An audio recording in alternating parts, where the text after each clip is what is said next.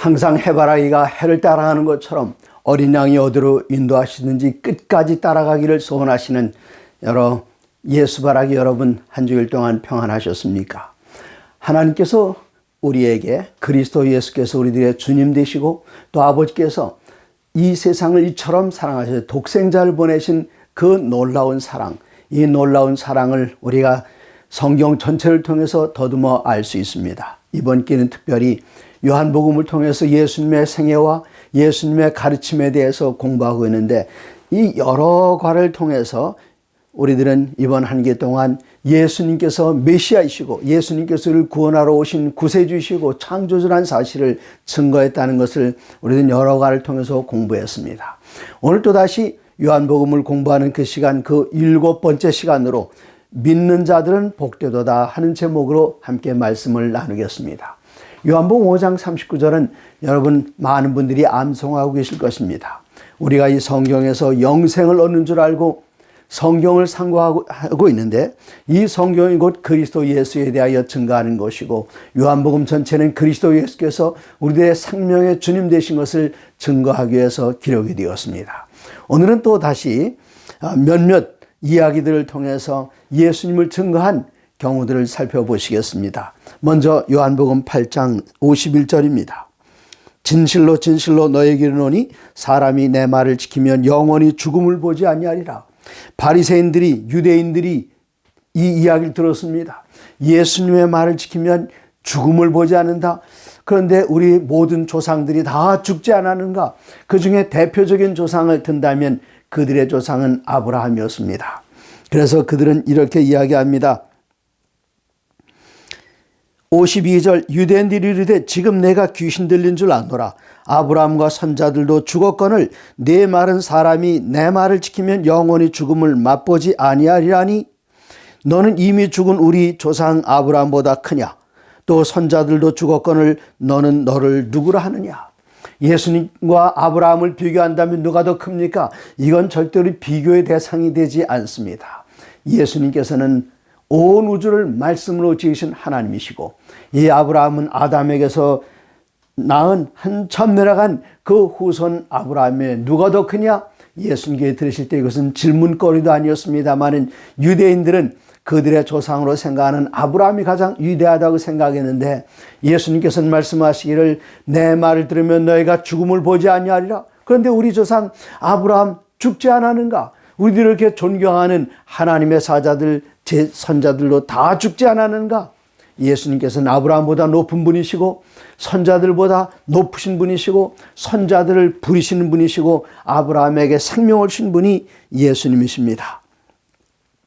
예수님께 대답하십니다. 54절, 내가 내게 영광을 돌리면 내 영광이 아무것도 아니거니와 내게 영광을 돌리시는 내 아버지시니 곧 너희가 하나님이라 칭하는 것이니라. 나에 대하여 누가 증거하시는가? 하늘에 계신 하나님께서 나를 증거하신다. 그렇게 주장하십니다. 그리고는 계속 이어서 말씀하십니다. 56절, 너희 조상 아브라함은 나의 때 볼 것을 즐거워하다가 보고 기뻐하였느니라. 아브라함이, 여기 유대인들의 조상 아브라함이 예수님의 그 때를 기다렸었습니까? 여기는 분명히 이렇게 이야기합니다. 창세기 26장 4절입니다. 창세기 26장 4절에는 하나님께서 아브라함을 이끌고 나오셔서 하늘에 찬란하게 빛나는 별들을 보여주십니다. 그리고는 말씀하십니다. 말씀하시기를 26장 4절, 창세기 26장 4절에 내 자손을 하늘의 별과 같이 번성하게 하며 이 모든 땅을 내 자손에게 주리니 내 자손으로 말미암아 천하 만민이 복을 받으리라. 여기 아브라함의 자손이 누구일까요? 우리는 생각하기를 아브라함에게서 이삭이 태어나고 이삭에게서 야곱이 태어나고 야곱의 12아들들이 있고 그 12아들을 통해서 이스라엘 12지파가 이루어지고 온 세상에 편만하게 퍼진 그들이 바로 아브라함의 자손인가? 내 자손을 하늘의 별과 같이 번성하게 하며 이 모든 땅을 내 자손에게 주리니 내 자손으로 말미암아 천하 만민이 복을 받으리라. 제가 이 말씀을 영어 성경으로 봤습니다. 그런데 첫 번째 나오는 두 자손은 디센던츠라고 복수라고 나옵니다. 그 다음에 세 번째 나오는 자손은 seed, 씨앗이라고 단수로 나옵니다. 그러나 여러분, 이 말씀을 히브리 성경 원어 성경으로 본다면은 여기 자손, 씨앗 다 같은 단어인데 제라라는 단어를 사용했습니다. 그러면 아브라함의 자손이 하늘의 별처럼 많게 되리라 할 때 그 자손이 복수로 나와 있을까요? 아닙니다. 성경 원문에는 앞에 내 자손을 하늘의 별같이, 이것 단수였습니다. 그리고 이 모든 땅을 내 자손에게 주리니, 이것도 단수입니다. 내 자손으로 말미암아 천하 만민이 복을 받으리라. 내 자손, 이거 단수로 나와 있어요. 영어 성경에도 번역될 때에 단수로 나와 있습니다. 한국에는 단어의 숫자 개념이 그렇게 있지 않기 때문에 단수 복수를 가릴 수 없습니다만은 영어는 분명합니다. 그래서 우리들은 여기에 천하 만민이 내 자손으로 말미암아 복을 받으려 할 때 예수님 그렇게 생각합니다만은 그 앞에 나오는 자손, 그리고 전체 26장 4절에 나오는 아브라함의 자손들을 세 번씩이나 등장하는데 세 번 다 단수로 나타납니다. 그러면 그 단수는 누구일까요? 바로 예수님이십니다. 아브라함은 그의 자손에 대한 희망을 가지고 내다보며 살았습니다. 히브리서 11장에는 아브라함이 어떤 믿음으로 예수님을 바라보며 살았는지 잘 이야기하고 있습니다. 다시 요한복음 8장으로 돌아가서 57절, 유대인들이 이르되 내가 아직 50살도 못 되었는데 아브라함을 봤느냐? 그 당시에 예수님께서 30 조금 넘으셨습니다.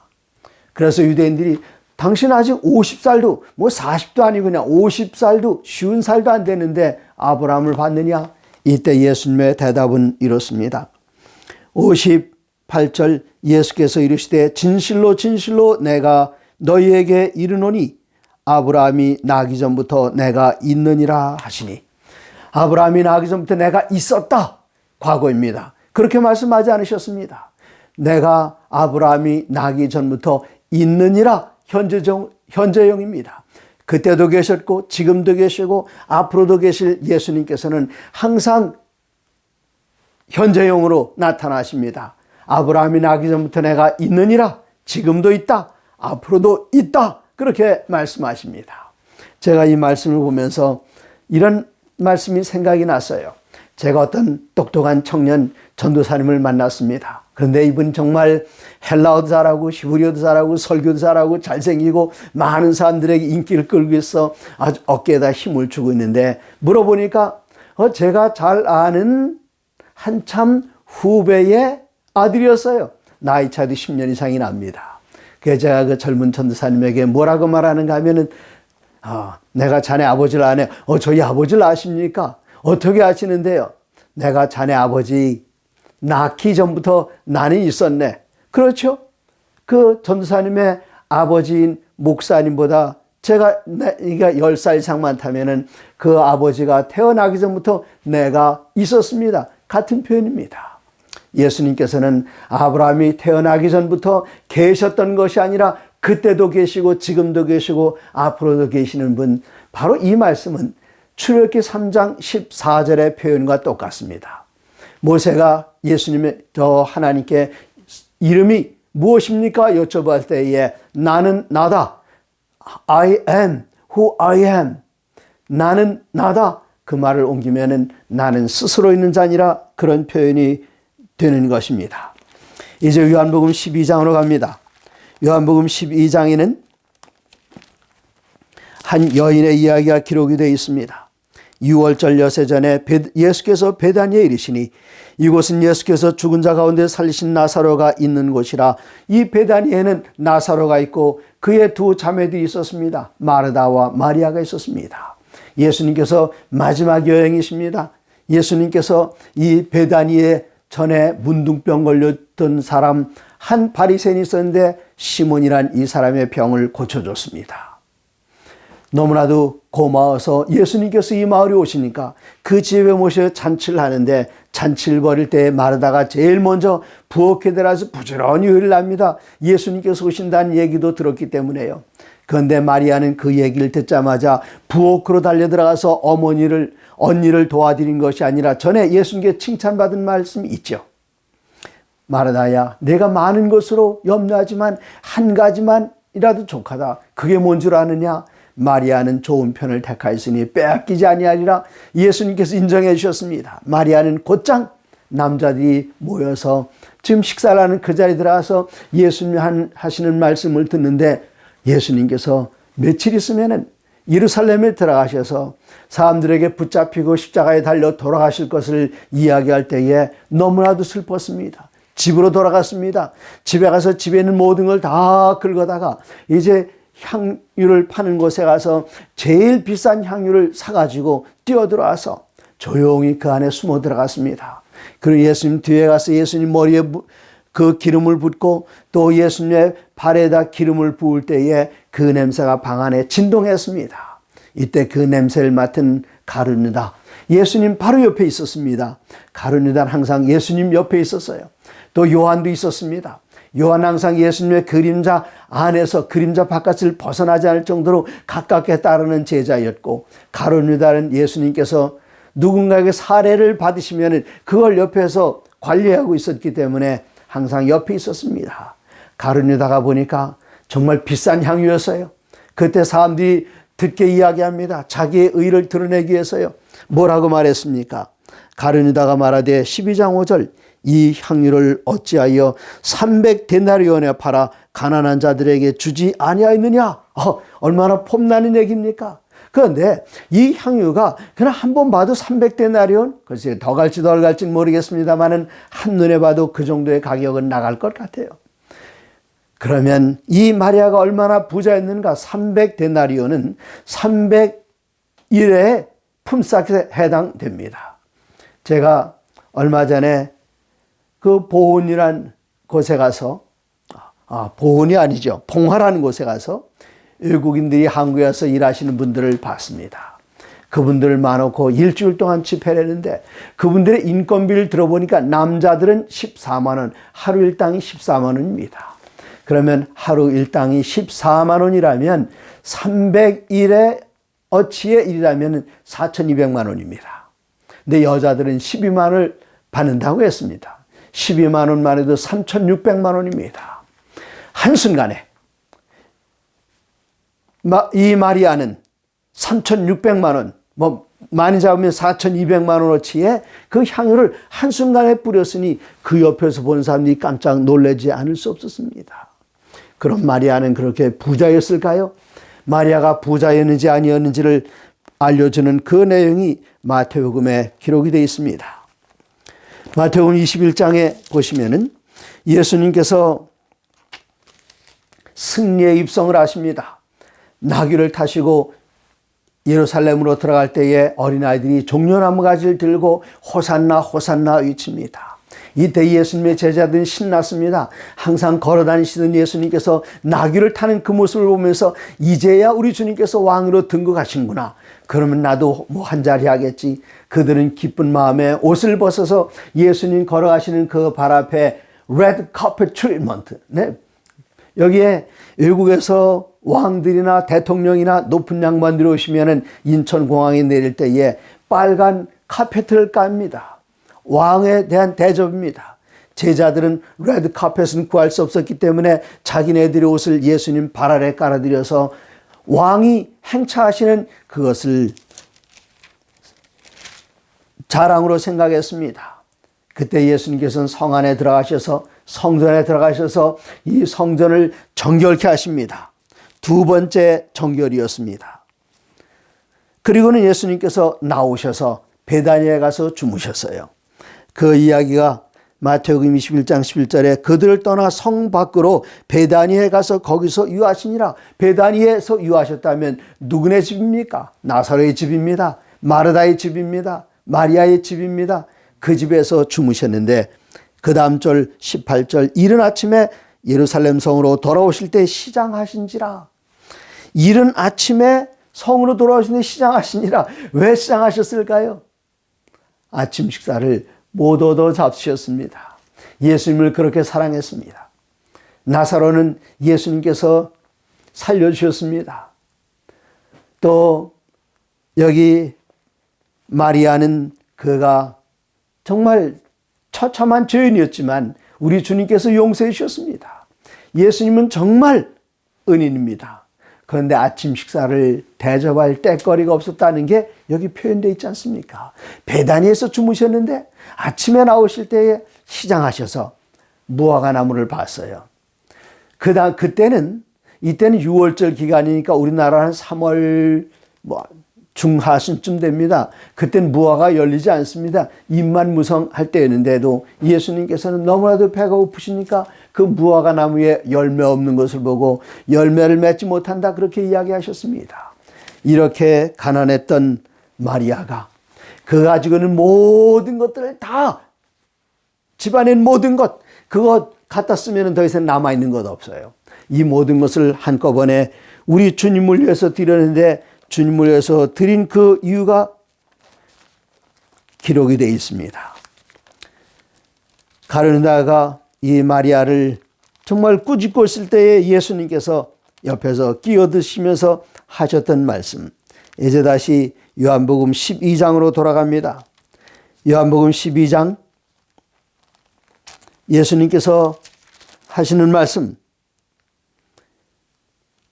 12장 7절에 예수께서 이르시되 그를 가만두어 나의 장래할 날을 위하여 그것을 간직하게 하라. 여기 마리아는 예수님께서 메시아이시고 왕이신 것을 그의 행동으로 3,600만 원어치의 향유를 한순간에 예수님의 발에 부어드리면서 예수님께서는 온 인류를 구원하시기 위하여 우리를 위하여 돌아가실 분이라는 사실을 그의 행동으로다가 보여줬습니다. 가난한 자들은 항상 너희와 함께 있거니와 나는 항상 있지 아니하니라. 이번 한 번밖에 없어요. 기회는 그 다음에는 후회해봤자 소용이 없습니다. 그러므로 우리가 하나님께 영광 돌리려고 할 때에 사랑하는 여러분 기회를 놓치지 마시기 바랍니다. 기회는 순식간에 지나갑니다. 이 세상에 어느 누구도 예수님의 장례식을 위해서 미리 먼저 향유를 붓거나 장례에서 준비한 사람은 아무도 없었습니다. 마리아 혼자 그렇게 했습니다. 마리아는 좋은 증인의 역할을 잘 감당했던 것입니다. 이제 18장으로 넘어가 봅니다.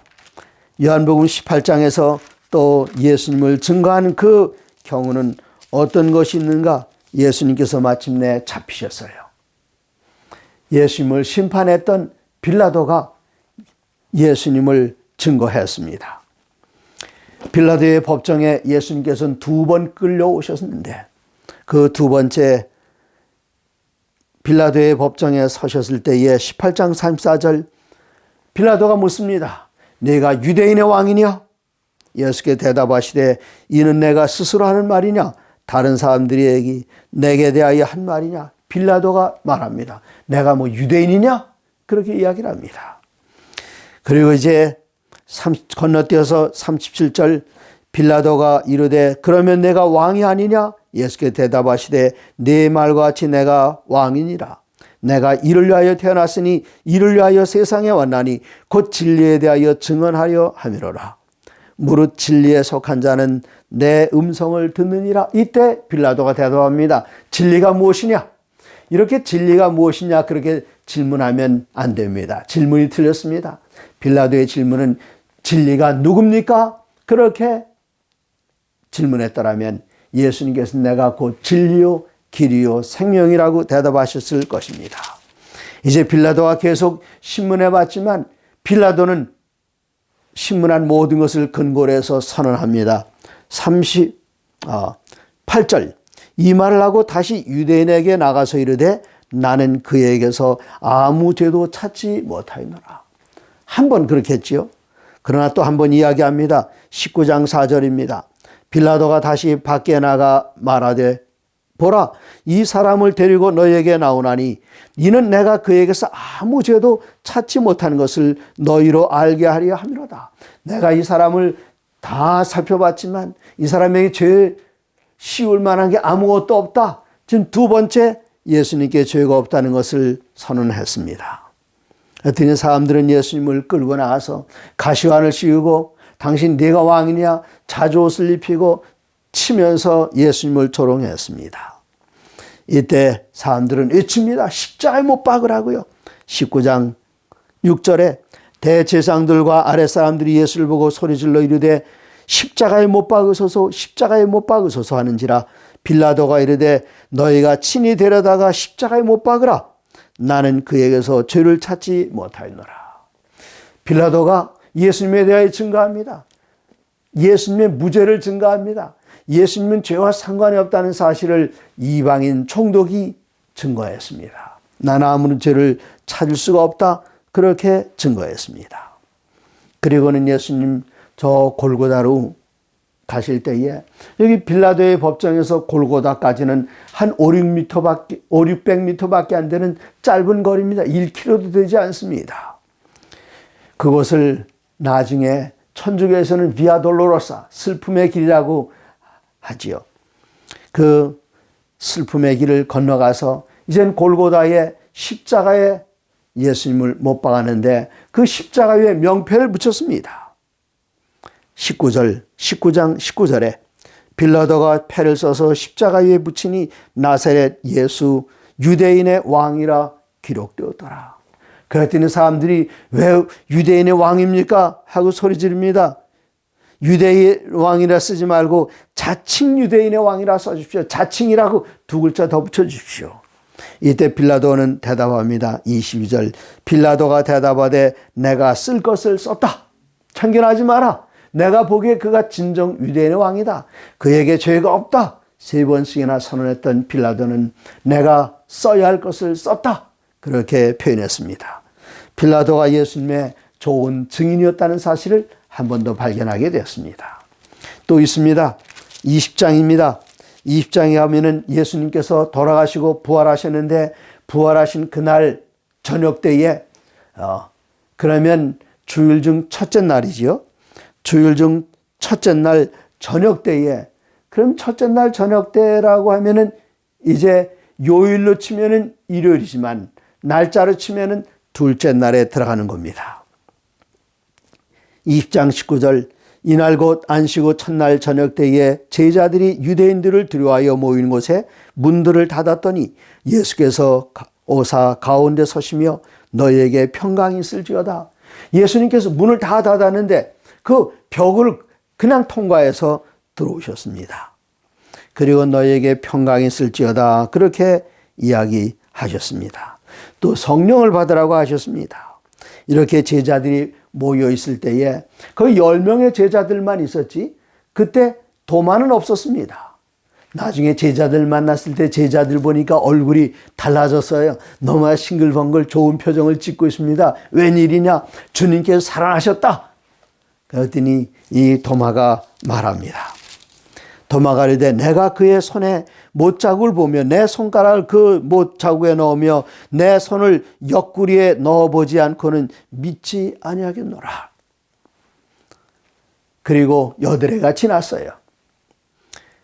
제자들이 다시 집안에 있을 때에 도마도 있고 문들이 닫혔는데 예수께서 오사 가운데 서서 이르시되 너희에게 평강이 있을지어다 하시고 도마에게 이르시되 내 손가락을 이리 내밀어 내 손을 보고 내 손을 내밀어 내 옆구리에 넣어보라. 그리하여 믿음 없는 자가 되지 말고 믿는 자가 되라. 이때 도마가 그 이야기를 들으면서 예수님의 손바닥에다가 예수님의 옆구리에다가 손가락을 집어넣었을까요? 그렇게 하지 않았습니다. 분명히 예수님께서 살아계십니다. 그때 도마가 놀라운 증언을 합니다. 그리고 선언합니다. 요한복음 20장 28절에 도마가 대답하여 이르되 나의 주님이시요 나의 하나님이시니다. 어떻게 이런 간증이 있습니까? 이런 선언이 있습니까? 당신은 나의 주님입니다. 거기까지는 괜찮아요. 그러나 당신 나의 하나님이십니다. 얼마나 정확한가. 이것은 성령으로 말미암은 표현이었을 것입니다. 도마가 예수님께서 모든 만물의 주인 되시고 하나님 되심을 그가 이야기했습니다. 그때 예수님께서 말씀하십니다. 29절 예수께서 이르시되 너는 나를 본고로 믿느냐? 보지 못하고 믿는 자들은 복되도다 하시니라. 그들이 누구일까요? 여러분과 저입니다. 저희들은 예수님을 못 봤습니다. 그래도 우리는 예수님을 믿습니다. 본고로 믿었던 제자들보다 보지 않고 믿는 우리들은 더 복되도다. 그렇게 이야기하셨습니다. 그런데 여기 잠깐 그 도마가 좀 억울한 생각이 들 것 같아요. 왜 그런가 하면 사람들은 도마하면 머릿속에 떠오르는 게 의심 많은 도마 그러지요? 아닙니다. 도마가 결코 의심 많은 사람이 아니었어요. 다른 제자들도 예수님께 부활했다는 그 사실을 믿지 못했습니다. 엠마오로 가는 두 제자들도 예수님의 부활의 사실을 믿지 못했습니다. 도마도 믿지 못한 것 다른 사람들하고 다 똑같습니다만은 도마를 통해서 우리가 놀라운 말씀을 예수님의 입으로부터 꺼내낸 게 있어요. 요한복음 14장은 재림의 언약의 재림의 약속의 장입니다. 너희는 마음에 근심하지 말라. 하나님을 믿으니 또 나를 믿으라. 내 아버지 집에 거할 곳이 많도다. 그렇지 않으면 내가 너희에게 일렀으리라. 내가 너희를 위하여 처소를 예비하러 가노니. 여러분 이 성경절 다 아시지 않습니까? 가서 너희를 위하여 처소를 예비하면 내가 다시 와서 너희를 내게로 영접하여 나 있는 곳에 너희도 있게 하리라. 이게 요한복음 14장 1절, 2절, 3절입니다. 그 다음 절 몇 절이죠? 14장 5절입니다. 그리고 그 다음 절은 여러분이 들으시면 아하 그 말씀하실 텐데 요한복음 14장 4절에 도마가 이르되 주여 주께서 어디로 가시는지 우리가 알지 못하거늘 그 길을 어찌 알겠삼나이까. 이때 예수님께서 말씀하십니다. 6절입니다. 예수께서 이르시되 내가 곧 길이요 진리요 생명이니 나로 말미암지 않고는 아버지께로 올 자가 없느니라. 요한복음 14장 6절 이 놀라운 말씀, 내가 곧 길이요 진리요 생명이라는 이 말씀, 이 놀라운 말씀을 도마 때문에 하시게 되었습니다. 또 한 번은 요한복음 11장의 일인데 나사로가 죽게 되었을 때에 죽었다 하는 그 말을 나사로가 잠들었다 그렇게 말씀하시니까 제자들이 잠들었으면 뭐 낫겠네 일어나겠습니다. 그게 아니라 죽었느니라 말씀하셨습니다. 이때 도마는 뭐라고 했을 것 같아요?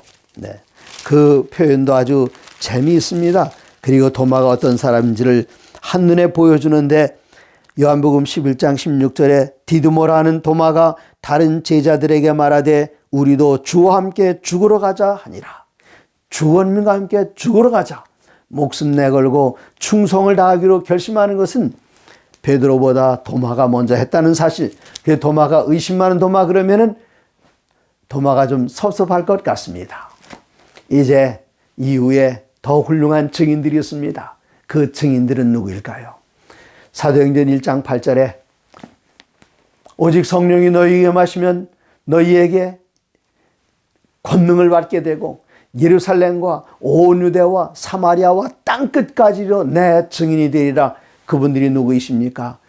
예수님의 제자들이 첫 번째 증인이었다면 그분들의 증거를 통해서 우리에게까지 내려와서 우리가 다 예수님의 증인이 아닙니까?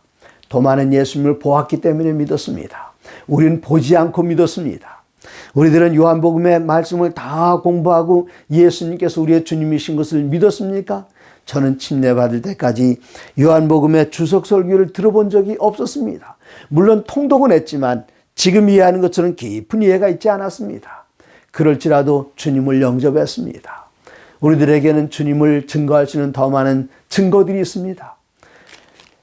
다니엘이 말씀을 기록할 때에 그가 그 일을 깨닫지 못하여 혼절하여 수위를 앓다가 왕의 일을 보았다고 했습니다. 그리고는 하나님께서도 다니엘에게 말씀하시기를 다니엘아 갈지어다 마지막 때까지 이 글을 봉함하고 간수하라. 다니엘은 자기가 쓴 내용들도 잘 이해 못했지만 우리는 공부해서 알고 있습니다.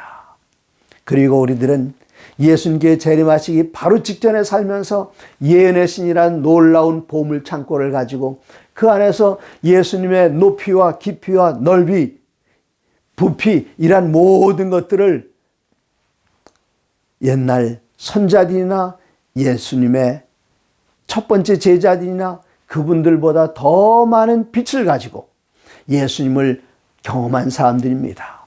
그러므로 이제까지 역사상에 있었던 모든 증인들 가운데 예수님의 가장 탁월한 증인이 될 수 있는 사람들은 누구일까요? 여러분께 대답하시기 바랍니다.